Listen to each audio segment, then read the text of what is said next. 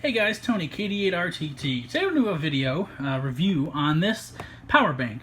Now as you can see, this is a model YB1206000 12 volt DC power bank. It's a lithium ion battery.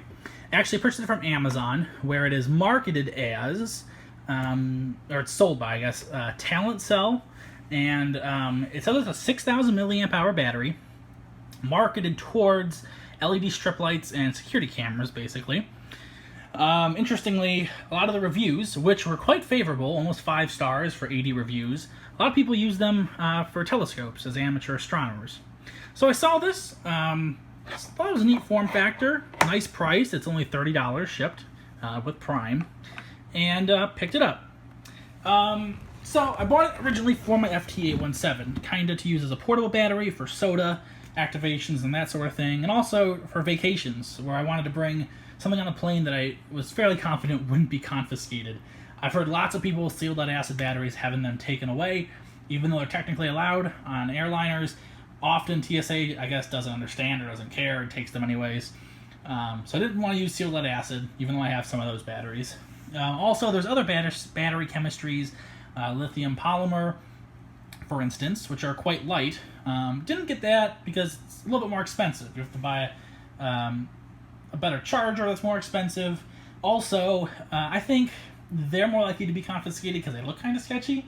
I've got I haven't heard any stories necessarily to back this up, but I didn't want to take the risk. They look like little cylinders in a heat shrunk package. I know most people who are watching this video probably wouldn't get them confused with something dangerous, but I don't know. Also, there's all sorts of rules with capacity of batteries and bringing them on a plane, whatever. I picked this up because I have a lithium-ion USB battery pack, similar size, form factor, taken that on the plane many times, never had any issues. So I thought this would be good. So I picked this up, and I've used it a few times. Now, it's fairly easy to use. You've got the power port, which is where you charge it and connect the cable to discharge it. LED, blue LED, bright one, that turns on. You can use the switch. You just plug it in, plug it in here, plug this into the wall, and then you must turn the switch on to charge it. Now, if you don't turn the switch on and plug it in, the LED will light up. Battery doesn't charge. Kind of a stupid feature, but yeah. Also came with this little Y cable, which is nice. Lets you use it and charge it at the same time, although I haven't tried that. Presumably with a radio, though, you might have a lot of noise issues. But also works nicely because I can plug this in here, and this is the proper end for my new Elecraft KX2, so I can go direct with this cable. Kind of nice, don't need to make a cable or anything. So easy to use. And I've used it, at this point, a fair bit. Most of the time I've used it, I have not deeply discharged it. So I never had any issues really with battery life. I used it for some soda activations. I brought it on vacation, used it lightly, and it worked fine for me. I was quite pleased with it. And in fact, I was going to make this video with high praises of it. However, I thought before I made the video, I should put it in a little heavier testing, get an idea of its actual capacity. Now that I have the KX2, it supports, or it has a amp hour meter in it. So it'll basically tell you your energy consumption, which is a great feature. I set up a little test with this radio, or this battery on the radio, basically transmitting into a dummy load a pre-recorded CW message for a while.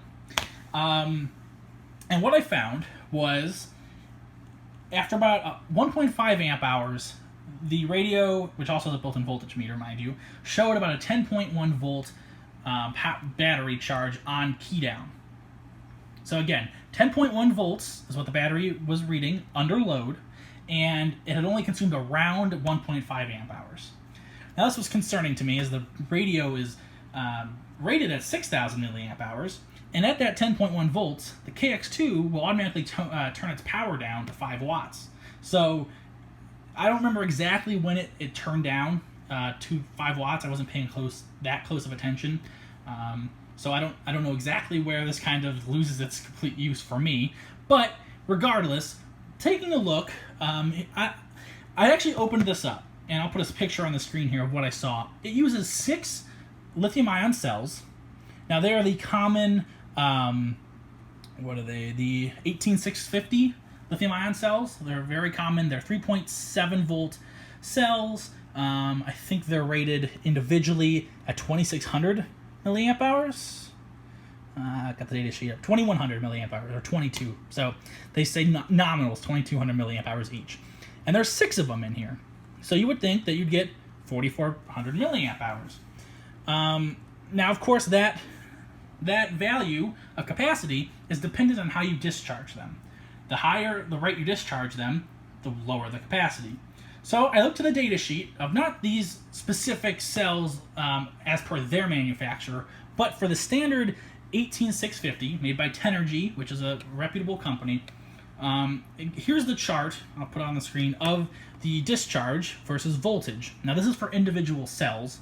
So since we have 6 in here, you've got 3 of them wired in series, and that's wired in parallel with the other 3 that are wired in series.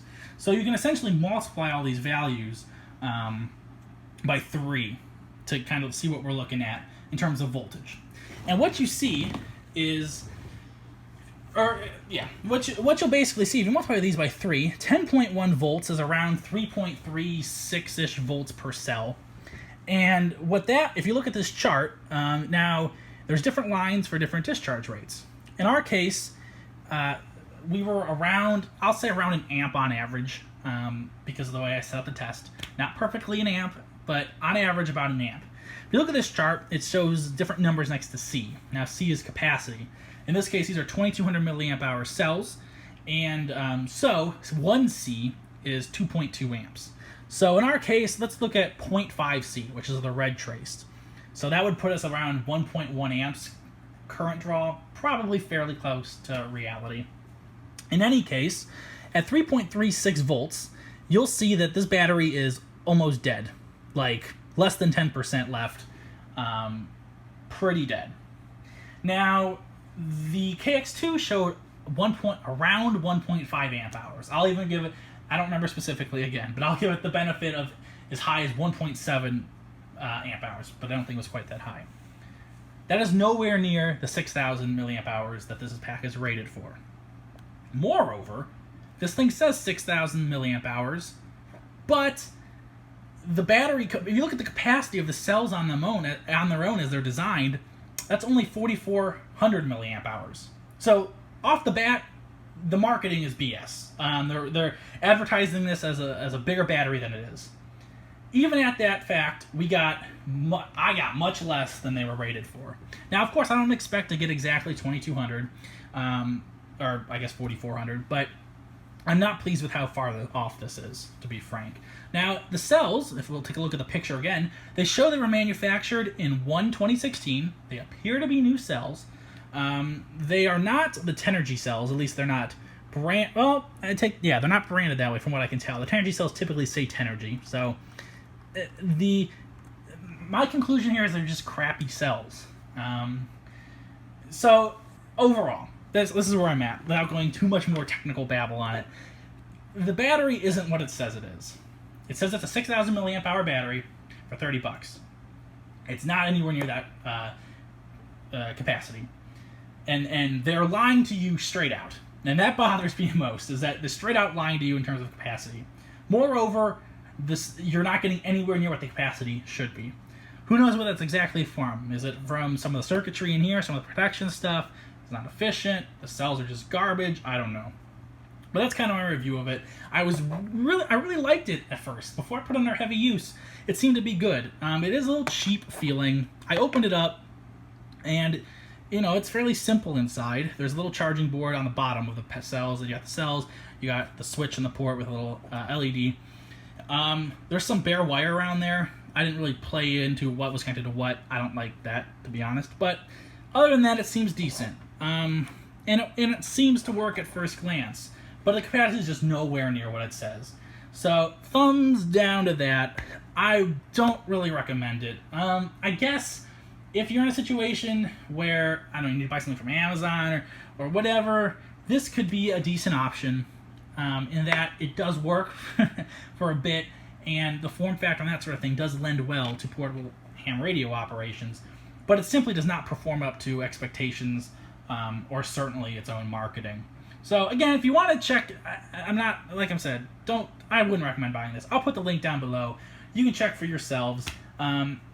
I think the reviews that are in there, they're just not people who really are that technical, wouldn't go into this kind of depth to figure it out. But yeah, so again, I wouldn't recommend it. But I could be wrong about some stuff. Feel free to point out any mistakes I made. I think my idea here is pretty simple, pretty basic.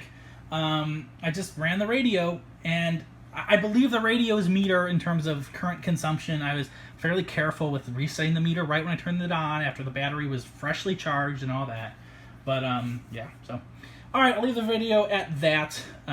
So I guess I'm going to be looking for a new solution for battery. Maybe I'll get the built-in one for the Yellowcraft. Who knows? Anyways, remember to subscribe, like this video, and follow me on Twitter at KD8RTT. All right, guys, see you later. 73.